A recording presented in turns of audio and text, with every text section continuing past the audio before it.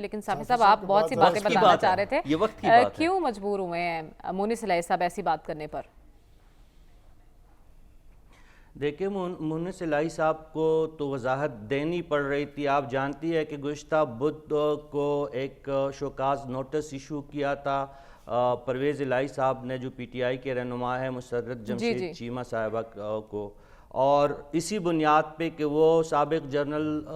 جرنیل جو تھے پاکستانی آرمی کی چیف جنرل باجوہ کے خلاف انہوں نے کچھ نازیبا الفاظ استعمال کیے تھے۔ تو اب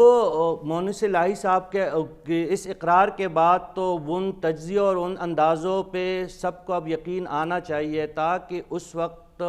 پنجاب میں تبدیلی دراصل چودھری پرویز الہی یا چودھری مونس الہی صاحب کی انقلابیت یا عمران خان صاحب کی انقلابیت کا شاخسانہ نہیں تھا، بلکہ وہ اطاعت باجوہ کا ایک تسلسل تھا جو 2018 سے مسلسل مختلف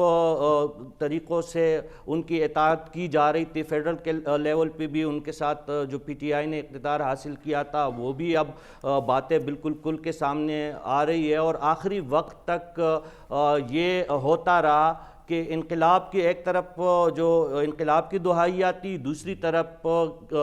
غیر سیاسی قوتوں کے ذریعے اقتدار حاصل کیا جا رہا تھا۔ جب مونس الہی صاحب یہ بات کر رہے ہیں تو کیا عمران خان صاحب کو یہ اندازہ نہیں ہوا ہوگا اس وقت کہ یہ جو پنجاب میں اچانک چودھری پرویز الہی صاحب کا مٹائیا کانے اور پھولوں کے تبادلے کے بعد اچانک ان کی ضمیر کا جاگ جانے کے وجوہات کیا ہے؟ اس وقت وہ کہہ جاتے ہیں نا کہ نہیں، میں نے باجوہ صاحب کے کہنے پہ پنجاب حکومت حاصل نہیں کرنی۔ تو یہ جو ساری صورتحال ہے، پرویز الہی صاحب اور مونس الہی صاحب اب بولنا شروع ہوئے ہیں۔ کچھ دنوں کے بعد اسی فورم پہ ہم ڈسکس کر رہے ہوں گے اور ہمارے کچھ معزز ساتھی انہی لوگوں کو لتاڑ رہے ہوں گے، ان کے کچا چٹا کھولنے کی وہ کوشش کر رہے ہوں گے، اور اس کی وجہ یہی ہے کہ خان صاحب نے آج جو بامر مجبوری مذاکرات ان لوگوں سے کرنے کی اپیل کی ہے جن سے وہ بات کرنا، ان کے ساتھ وہ چوروں اور